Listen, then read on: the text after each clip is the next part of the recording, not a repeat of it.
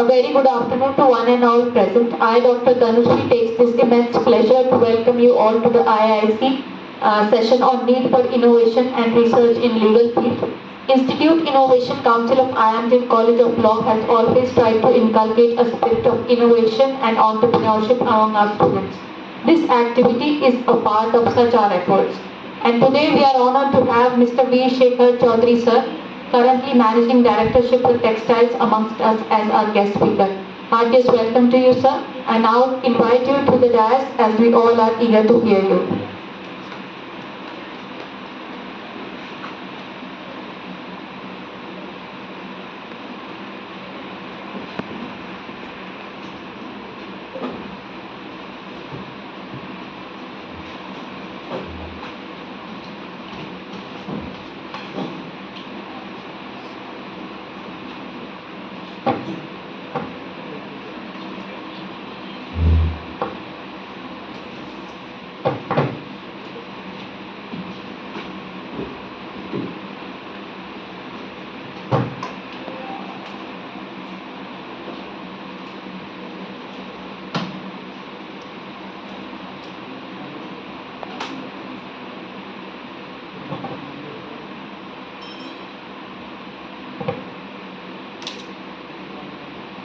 Hello everyone.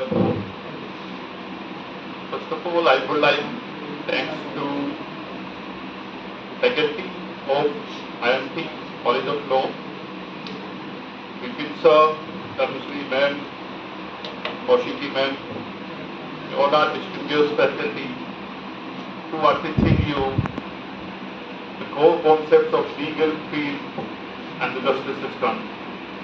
So I also would like to thank all of you that you come here to join us for this very important session, Need for Innovation and Research in the Legal Field. As you all of you know, there are technologically important in every sector. Not only in legal field, it is important in every sector. And India is doing a fabulous job in perspective of the technology, especially in the banking sector, in agriculture, in education sector. We are doing much better than other developed countries in terms of the technologically advancement and the technologically development. So now we talk about the legal field. Legal field is quite a complex field. It's not just a service. That it's not just only limited to the people get justice and the court and the whole justice system. They serve the public, the citizens of country. It's not just limited in this one. It's a very complex system. Lots of documentation required in justice system. The procedures which we have in our justice system, in what the CRPC, CPC gave to us, we have to follow that. It's very complex system, so it's not that much easy that we click a button and we want the justice. It's not limited to that one.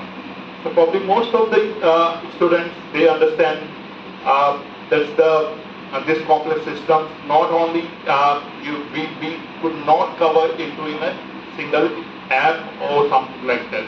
But lots of work we have done in legal field as well. Our research and our technical teams, they are working very hard to upgrade our legal system technologically and technically improve it. They want to provide easy justice system to the public. They have a motive to develop this system, technically well-developed system. They want to develop it, but there are lots of barriers and lots of technical glitches coming on the way when we are working technically, improving our legal or justice system. So, what we are talking about today, just as the need of today, and not in India, in all over the world, the people, the countrymen, the government, and the litigators, also the justice system, judiciary, they all wanted their systems to upgrade and technically make them advanced. So we are in the way of this efforts, we launched e-court missions in 2007. So totally, actually, the thing is to making our system in technically advanced. I think most of the people they know about e-court system. How many you heard about the e-court system? Have you gone through that one? Anyone? E-court system is basically a portal, a court portal which linked to our old high courts, Supreme Court, and all the district courts. So this portal connects to all these courts in India, and they provide few services like you can check your case status in that one. You also upload your documents. You could find your judgment there. You could download those judgments, and as well, advocates for the advocates. It's also a very good system. They basically most of the advocates now they use this system. And if you see the High Court and the Supreme Court, judges very often they use this system, the e-court system, because they also get on their daily tasks, their daily dates, and what status going in their trial process. So that's all they could get in their e-court portals. So e-court portal government launched in 2007. The e-court mission, which is started by the Ministry of Law and Justice, Department of the Legal Affairs.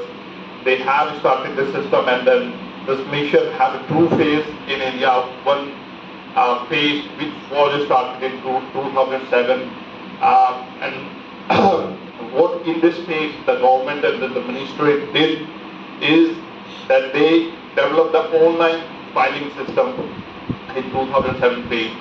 They the legal documents, because most of you know that court have they store all the files.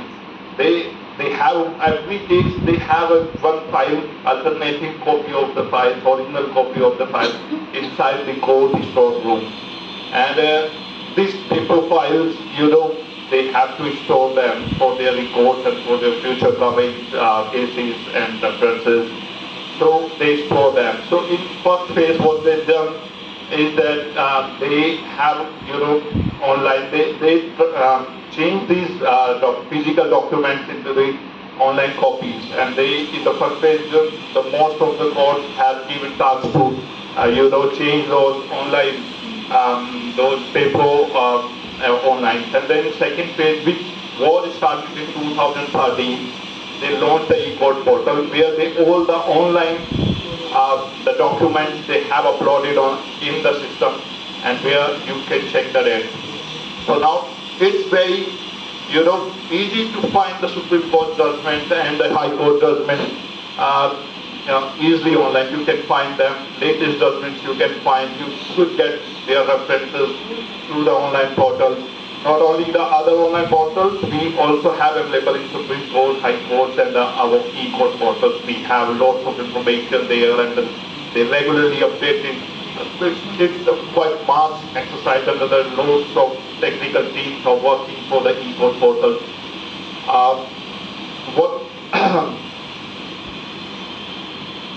This is basically a CI system. So what we are talking about is technically innovation in the legal field.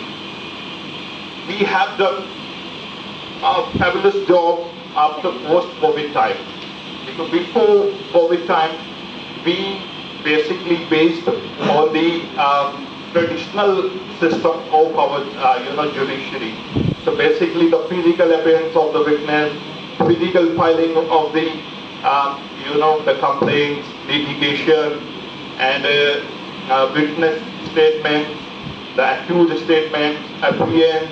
There are lots of things which we were doing physically before the COVID period. When COVID comes in 2020, so there was a challenge for the justice system. There was a challenge that how we keep continuing our judicial system, because the lots of things going in the process. Like if someone filed their case in 2019 and the COVID came and most of the things closed, premises closed, and many prohibition orders came. So that became a challenge for the court to how to keep continue their trial process.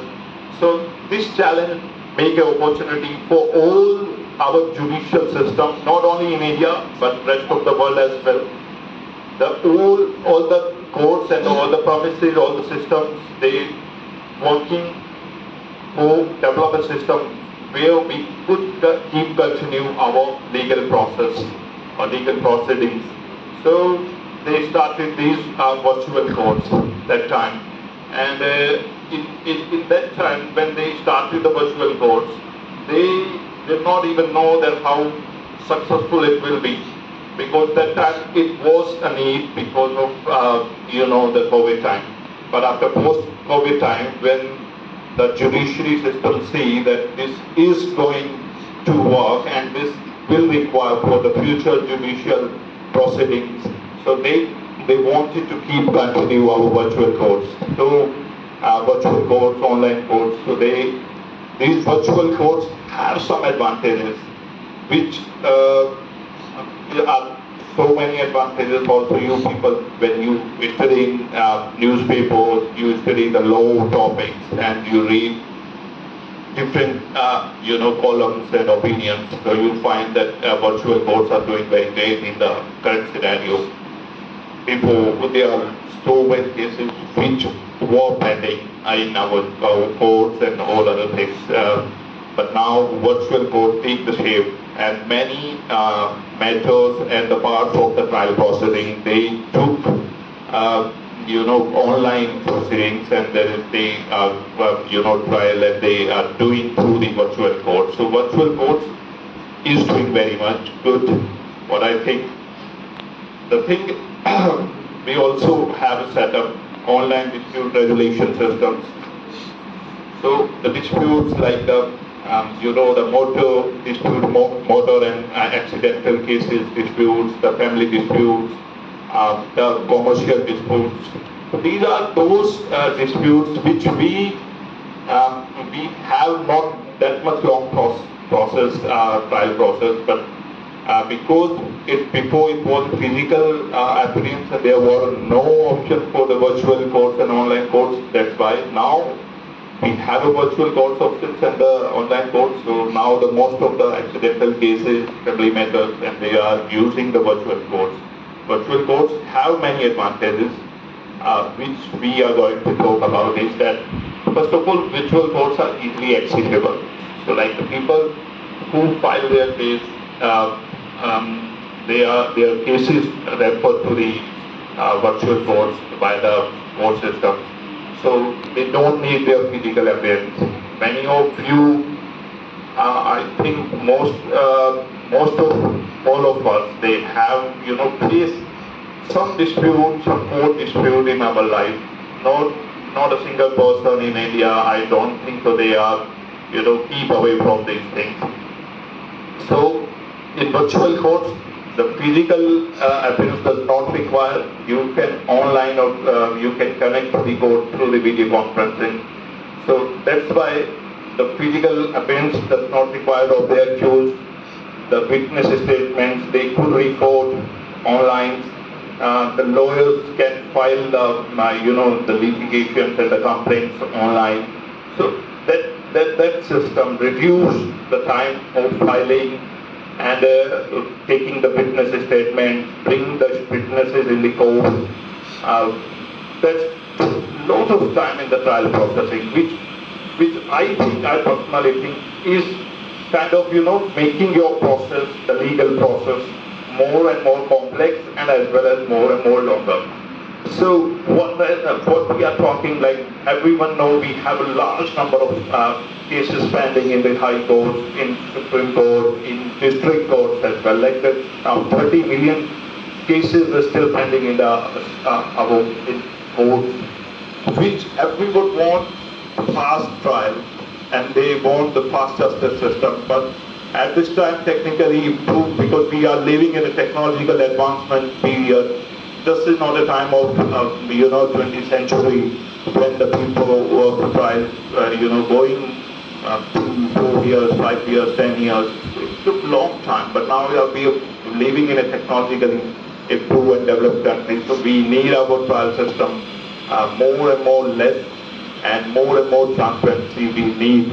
So virtual courts also have advantages like they bring the transparency in the system. Before, what was going in the court, most of us we don't know. The lawyers know, or the system or the staff of courts know. Many people, even the statements recorded not before the judges, the statement done by the other staff of the courts. But now when the virtual courts come, there is lots of transparency gaming system which everyone wants. The other thing to put the virtual courts in the system is like they are time saving. They also reduce your the cost you put in your trial. They also less expensive. So because when you file a case, you have to come on the dates and hearing dates. You also come for statements. You also need to bring the witnesses to the courts. You also have to pay for the paper filing, paper preparing, drafting, everything. But now, because of the online system and because of the virtual courts, it became less as compared to before. So now we can online file. We don't need much paperwork there. We also can check our dates. Witness statements could be recorded through the video conferencing. Judgments could be downloaded from online portals. The most of the trial process now will be happening through the online systems. But thing is, when after post-COVID and after in this 1 or 2 year time between COVID and now till today, what the most of the things is we are facing of the lack of infrastructure, our technological infrastructure, because our judicial system is mostly based on the traditionals. Our lawyers also are not much technologically advanced or trained. We could say our court staff also not that much trained technically. Even if you see in the district courts, now what we started in the COVID time, the online system, now it had become useless in most of the courts, in district courts. High court and Supreme Courts, they are working continuously in the virtual courts, through virtual courts and in online system. But district courts is still so lag behind of the system, which I don't think so will be good for the common citizen, because for public welfare, first we need to improve our district trial courts.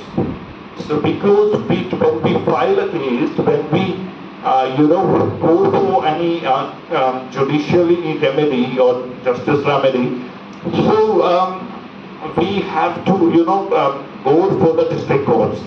So first trial starts from the district courts.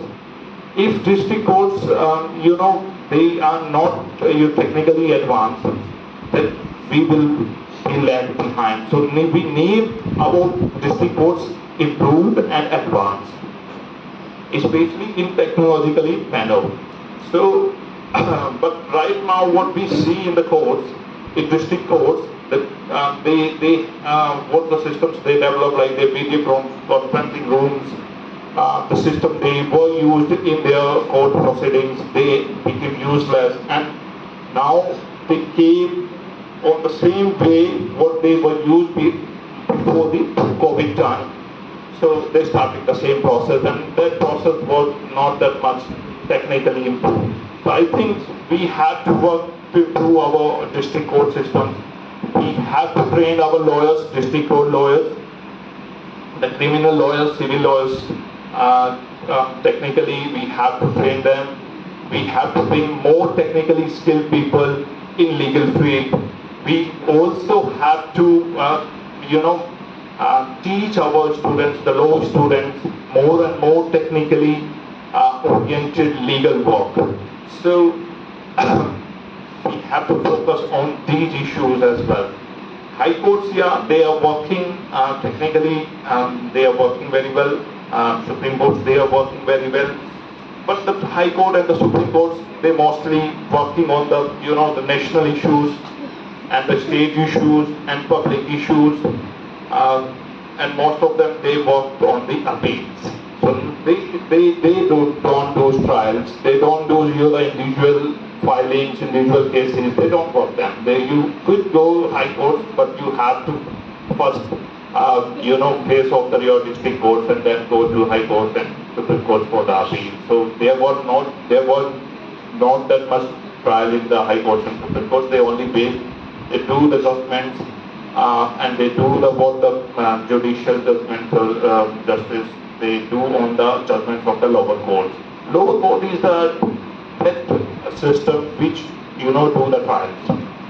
They also record the statements. They also the charge sheets as well as the witnesses' statements, cross examinations, everything. These all parts of the trials, they happen in lower courts. So I personally recommend that the more and more students technically, the oriented law course should also be designed by the colleges. I think so. I don't think that still we have in college. I don't think if we have in the law course any technical subject. Do we have any technical subject in our law course? No. So I think we need to improve that one. So we also the last thing which we want to say is the tele-law concept. This is a new concept, tele-law, and tele-law. The secretary there was the first version and now the second version, which was launched by the ministry on 25th of August this month, and it's not on the ground right now, but it is officially launched by the ministry. Very soon you will get the services of tele-law. Tele-law is basically a concept when what is going into government ministry, what is going to do is that they connect your CSCs, the common service center, which is situated in the villages. There are 250,000 gram panchayats in the country. Every gram panchayat has a CSC center. Now, what the government wants to do, they want to connect your legal, legal service of your aids. They want to connect to the CSC, then the CSC will connect to the people and the public. So now the people of villages, they don't need, if they want any legal advice, they don't need to come to the courts and they don't need to contact to the lawyers. They could contact to the CSCs and CSC will connect those people to the legal panels, the lawyers, which will be appointed by the ministry. They will contact to them directly. They will get the free legal advice through their telephonic calls. If they need much more information in their cases, they could go, or they could also do the video conferencing or the video contact to those panels as well. And this will be free of cost. So I think this will be a great step in technologically improving our legal system. So when the people they contact, I mean to say they could get the system through their doors. So CSC will connect those people to the panels. This is tele-law and this is second version which was on launch on the 25th of August. So I think if very soon we will see the effects of this tele-law concept. And thank you so much to come here and join and listen to me. Thank you so much.